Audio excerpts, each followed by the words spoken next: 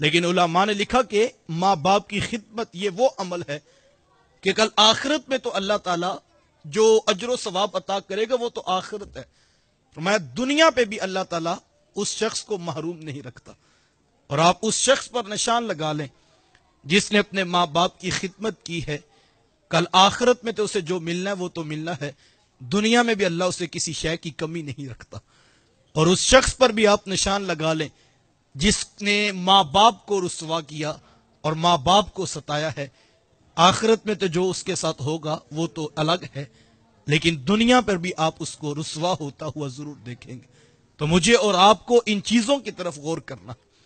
دنیا میں آپ بڑے بڑے لوگوں کی جو ہے وہ فہرست اٹھا لیں، جس شخص کو بھی عروج ملا ہے، جس شخص کو بھی بانک پن ملا ہے، اسے ماں باپ کی خدمت کا صلہ ملا۔ تصوف کا کتنا معتبر ترین نام ہے حضرت بایزید بسطامی علیہ رحمہ، جن کو داتا صاحب کشف المحجوب میں تصوف کے بڑے اماموں میں سے ایک امام گنواتے ہیں۔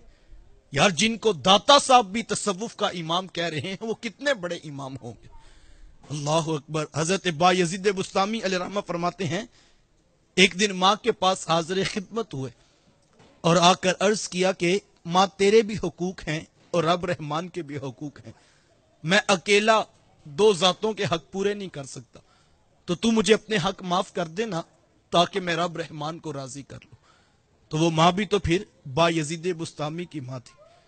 آج تو بعض کا بیٹے دین کی طرف آنے لگے تو ماں باپ آڑ بن کے کھڑے ہو جاتے کہ بیٹا ابھی تو تیری عمر ہی نہیں ہوئی ہے۔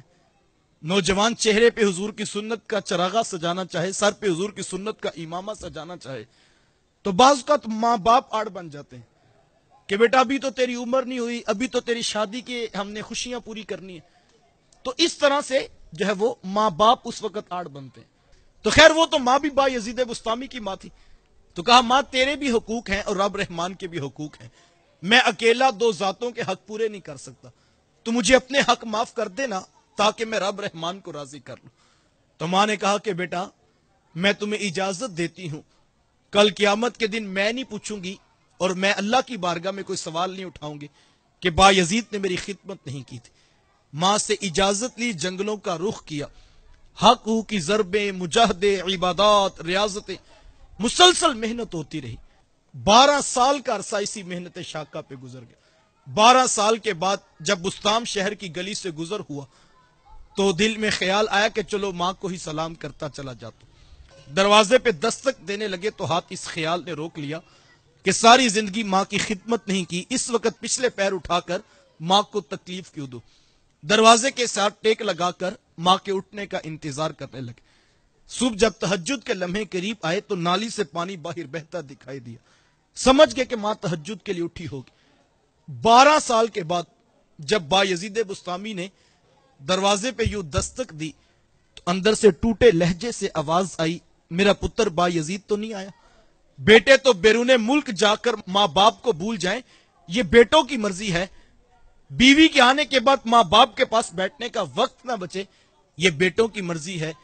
لیکن کوئی پتر 12 سال کے بعد بھی کنڈا کھڑکا دے، ماں کو دستک کا لہجہ بتا دیتا ہے یہ کس پتر نے آ کے کنڈی کھڑکائی ہے۔ رات 12 بجے گھنٹی پہ ہاتھ کون رکھتا ہے، 1 بجے دبے پاؤں چوروں کی طرح گھر میں کون داخل ہوتا ہے، سب سو چکے ہوتے ہیں۔ باپ بھی سو چکا ہوتا ہے، بہنیں بھی سو چکی ہوتی ہیں، بھائی بھی سو چکا ہوتا ہے، ایک بوڑھی ماں ہے صاحب جو تیری راہیں دیکھ رہی ہوتی۔ نوجوان تو باہر خوشگپیاں لگا رہے ہوتے ہیں، انہیں تو نہیں پتا ہوتے پیچھے کس کا کلیجہ کتنا تڑپ رہا ہے، وہ تو دوستوں میں ہسمکھ بنا ہوتا ہے، اور دوست کہتے ہیں کہ جب یہ محفل میں آتا ہے تو محفل کا سما باندھ دیتا ہے۔ یہ رس گولتا ہوا لہجہ جو دوستوں میں جہاں بانٹ رہا ہوتا ہے، جیسے گھر واپس پلٹتا ہے تو ماں دستک سے پہلے جو ہے وہ دروازہ کھول کر استقبال کرتی ہے، ماتھا چوم کے پوچھتی میرا لال کہاں رہ گیا تھا، میں اپنے بچے کے لیے کھانا لاتی ہوں۔ تو یہ اپنی زبان کا زہر اس ماں کے اوپر اگلتا ہے جو ساری رات اس کی راہیں دیکھتی رہی۔ یہ کہتا ہے میرے بھی تعلقات ہیں، میرا بھی معاشرے میں ایک سوشل سٹیٹس ہے، اب میں آپ کے لیے ہر وقت گھر میں بیٹھا رہوں؟ صاحب تیرے بڑے لنکس ہوں گے، تیرے بڑے تعلقات ہوں گے، ہاں تیرے بڑے سوشل سٹیٹس ہوں گے، لیکن یاد رکھنا یہ وہ لنک ہے جس کے قدموں کے ساتھ تیرے رسول نے تیری جنت جوڑی ہے، اور اگر یہ لنک ٹوٹ گیا تیرے ہاتھوں سے جنت کا راستہ چھوٹ گیا ہے۔